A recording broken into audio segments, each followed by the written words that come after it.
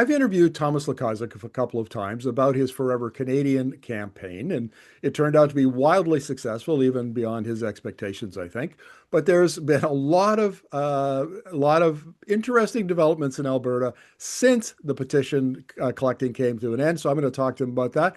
Welcome to the interview, Thomas. Thank you for having me. Appreciate it.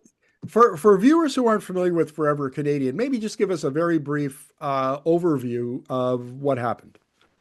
Well, it was abundantly obvious that separatists were going to file for a referendum petition in Alberta. Forever Canadian is a group of my supporters who have filed a question preempting separatists, and by doing so, we had the ability to go first. And our threshold was nearly 300,000 signatures that we had to collect in 90 days. We ended up collecting nearly 500,000 signatures, by far surpassing the requirement. And now this petition has been filed with Elections Alberta. They are going over the signatures and making sure that the petition has been executed properly. And once they do it, probably late December of 2025, they will certify the petition. And then that petition will be forwarded to the Alberta Legislature, where a standing committee, legislative committee, mostly made up of UCP backbenchers, will give the Premier a recommendation. They can recommend that a vote takes place in Alberta Legislature on the question, do you agree that Alberta should remain in Canada? Which I hope that's the outcome, because it would quickly and decisively put the whole issue to bed without causing further divisions and further economic damage in Alberta. Or the Premier can call a referendum on this question anytime before or on election day, which deadline 2027. Or, she can further study and analyze it, but probably politically that would not be a wise thing to do for her. So, Thomas, what was the the mood of folks who signed the petition? Because I saw it on social media. It was everywhere. And one of the things that struck me about the social media discussion about it was people in Alberta are far more dedicated to the idea of Canada than you would generally think if you're looking through the mainstream media, that sort of thing.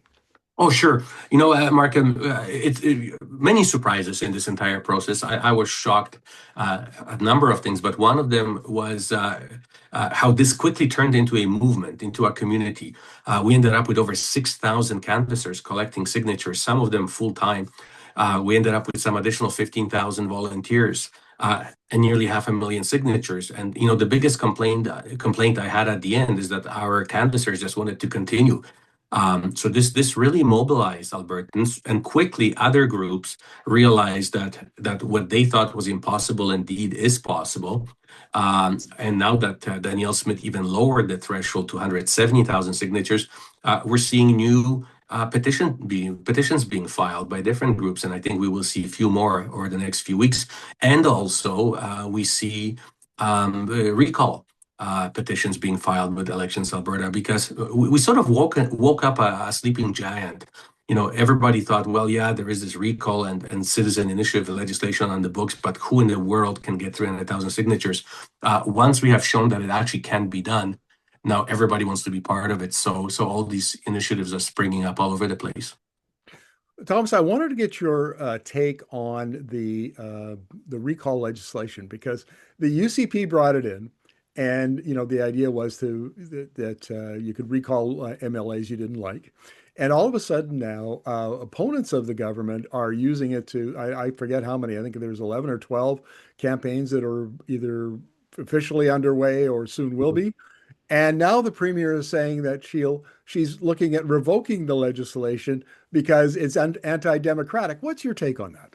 Well, this has an interesting history to it, because, when I was in government from 2001 to 2015, and when Wildrose, led by Danielle Smith, was in opposition, they always wanted recall legislation and citizen initiatives. They were sort of into this direct democracy, power to the people. Who are the pilots to tell us how to fly the airplane? We should be flying the airplane because we paid for the tickets, the passengers. And as government, we were always rejecting that proposition. We said, look, that's what elections are for. If you're not happy with your MLA, maybe you should do a little bit more research before you vote in the first place, and start electing smart, wise people as opposed to just anybody just because they belong to a certain political party. So we said firm no. And most provinces in Canada said firm no. But the populist movement was, we need recall. So finally, when they became government with Jason Kenney, they introduced recall, which is what they always wanted, but never thinking that this recall can actually be used against them. And as I said earlier, they put the threshold so high, they never thought that anybody would be courageous enough to use it. But now that they saw Forever Canadian do what it did, all of a sudden, all these recalls are coming in. And now they are saying, wait a minute, this is not what we wanted. This is not what we meant by recall. So she is looking at peeling it back. And either by elevating thresholds, making it impossible for Albertans to recall their MLAs, or putting such very, very narrow criteria under what circumstances could you recall a member of legislature. But the circumstances that she listed in question period 2 or 3 days ago, saying if an MLA is incompetent and doesn't act in the best interest of Albertans and so on. So actually, frankly, when I listened to it, I think I said check, check, check. Most UCP MLAs could fall in that category if that is your opinion. It's subjective. If I think you're incompetent and you're not acting in the best interest of Albertans and you don't reflect my views, then that's my opinion. I get to recall you. So I am not sure what legislative levers she will use, but she definitely will plug those holes in, because in their mind, this was for the opposition MLAs, recall NDPers, but not us. And now not one NDPer is being recalled, but at least, like, as you said, 11, I believe it's up to 15 now of them are being recalled. Thomas, I'm also curious about your view on her using, Premier Smith using the Notwithstanding Clause again on 3 pieces of legislation this time that have to do with transgendered children. Yeah. And any of these initiatives that we're talking about, whether it's it's the referendum, recall, whatever, but they all fit a pattern here, which is increasingly, and I think we can now say it without being embarrassed, authoritarian. It's That's a becoming. term that must be used. That's a term that fits perfectly. And funny that a premier who boasts to be, she feels that she is not anarchist, but she's libertarian. She even has libertarian tattoos tattooed on her body. Using Notwithstanding Clause is the least libertarian thing one can do. It's an authoritarian thing to do. And, we all know history and why the Notwithstanding Clause was introduced into our Constitution. It was to be used in rare cases, and never to protect the government, but to protect a policy that had a wide application. And government needed to violate constitutional rights for 5 years so that it can fix that problem through policy. Now, this is none of that. With the teachers, it clearly was misused because it was simply used to protect government and give government an opportunity not to negotiate. That's not the purpose of a notwithstanding clause. Now, with transgender children, this is purely ideological. It's like recall. The base wants it, so she's giving to the base. It's red meat for her ultra far right base. But the irony is this: her ultra far right base always argue parental rights, that parents know best what's good for their children.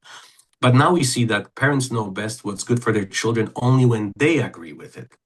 Because when you as a parent feel that your child needs psychiatric help and perhaps there is gender dysphoria and that it needs to be addressed medically, so then they're coming in and saying, no, you as a parent don't get to make that choice. We will tell you what is right for your child. So there's a clear conflict.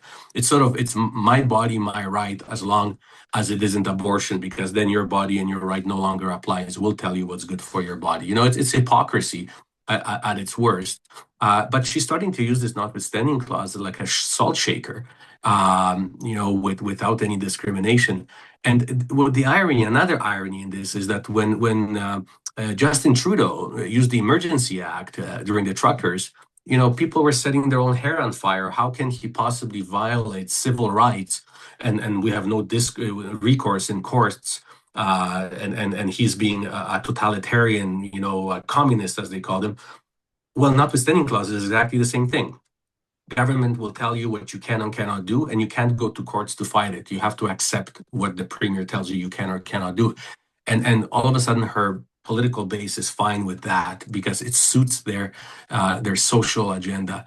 We have to fight that. The problem with the notwithstanding clause is that it cannot be used to suppress anybody's civil rights. I don't care if I agree with you, Markham, or not, but you have your right to go to court and argue your case and finally have a day of justice. And whether courts agree with you or not, that's another story. But you should have that recourse. Simply me disagreeing with you on something does not give me the right to take away your rights from even arguing it. It's the most totalitarian thing we have seen in a long time, and I'm hoping that some of her supporters have a sort of a moment of reflection, saying, that's not what we actually stand for. We want people to exercise their rights and go to court and lose, hopefully, from their perspective, but not just take away their rights because we disagree with them. Thomas, fascinating conversation as always. Really appreciate this. Thank you. Thank you. I appreciate it too.